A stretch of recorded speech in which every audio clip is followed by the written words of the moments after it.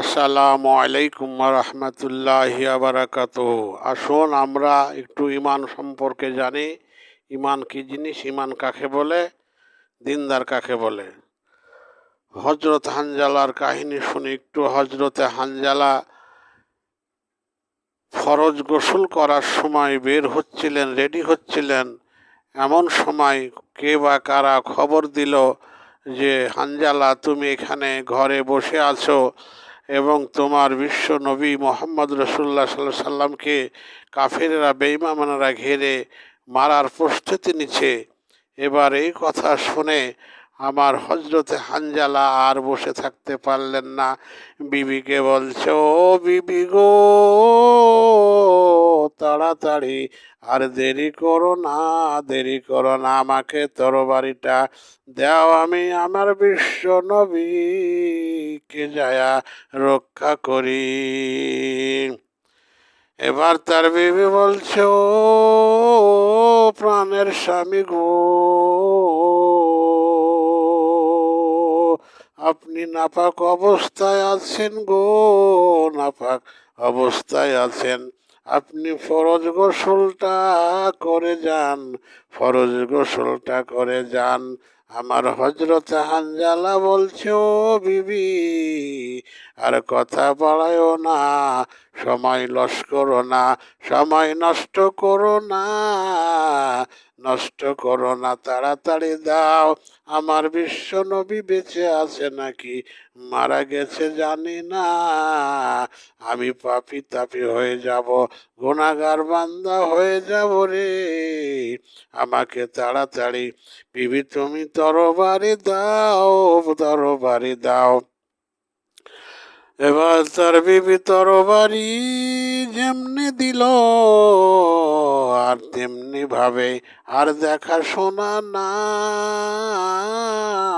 এমন দৌড় দিল গো নবীর উদ্দেশ্যে। এবার দৌড়ে গিয়ে যুদ্ধের ময়দানে হাজির হইল, যুদ্ধ শুরু করে দিল। যুদ্ধ করতে করতে কিছু বেঈমান কাফের ইহুদিকে দুনিয়া থেকে বিদায় করে দিল, কতল করে দিল। তারপরে তিনিও নিজেই শহীদ হয়ে গেলেন, মারা গেলেন, মারা গেলেন। এবার তার বিবি শের যুদ্ধর ময়দানের দিকে দৌড়াইতেছে, দৌড়াইয়া যাইতেছে, যাইতেছে। এবার মানুষেরা বলে, ও মহিলা তুমি কোথায় যাও, কোথায় যাও?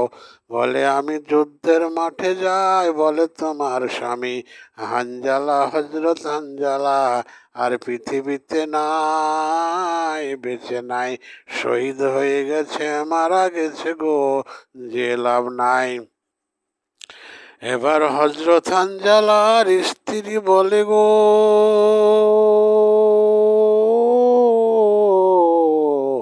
আমি আমার স্বামীর খোঁজে যাচ্ছি না, আমি জানতে চাই, আমি জানতে চাই, ও দুনিয়ার মানুষেরা বলো, বলো আমার বিশ্ব নবী মুহাম্মাদুর রাসূলুল্লাহ সাল্লাল্লাহু আলাইহি সাল্লাম বেঁচে আছে না নাই?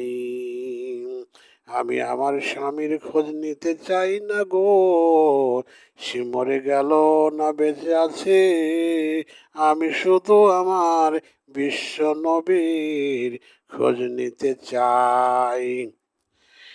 আল্লাহ তাআলা তাদেরকে ধৈর্য দিয়েছিল, ঈমান দিয়েছিল, তাদেরকে পোক্তা ঈমান ছিল, শক্ত ঈমান ছিল, মজবুত ঈমান ছিল গো। এবারে গিয়ে দেখে তার স্বামী শহীদ হয়ে গেছে। এবার বিশ্ব নবীকে ডেকে বলে, মহিলা, ও আমার বিশ্ব নবী, মায়ার নবী, ছায়ার নবী, রহমতের নবী গো, আমি এসেছি আমার স্বামী হজরতে হানজালা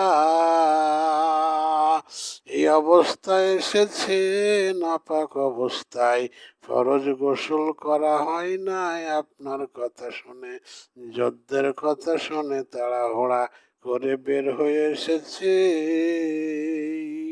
তাই আল্লাহ তাআলার হস্তে আপনি তাকে ফরজ গোসলটি করাইয়া দিন।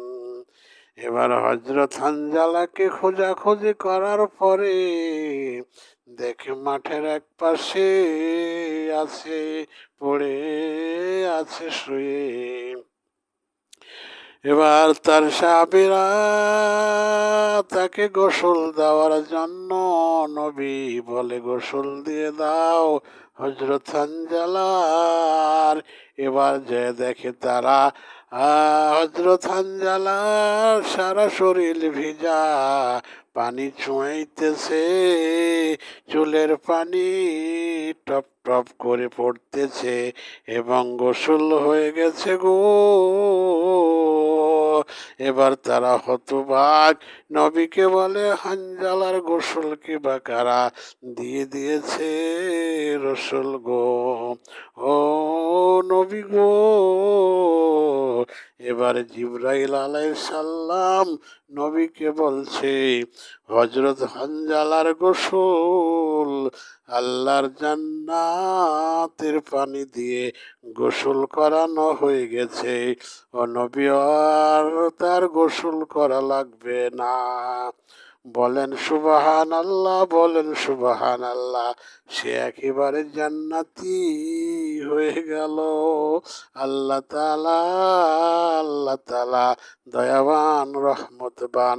তাই আমরা ঈমান এইভাবে মজবুত যেন করতে পারি। আল্লাহ তাআলা আমাদের সকল ঈমানকে মজবুতি যেন করে দেন। সকলে বলেন আল্লাহুম্মা আমিন। আসসালামু আলাইকুম ওয়া রাহমাতুল্লাহি ওয়া বারাকাতুহু।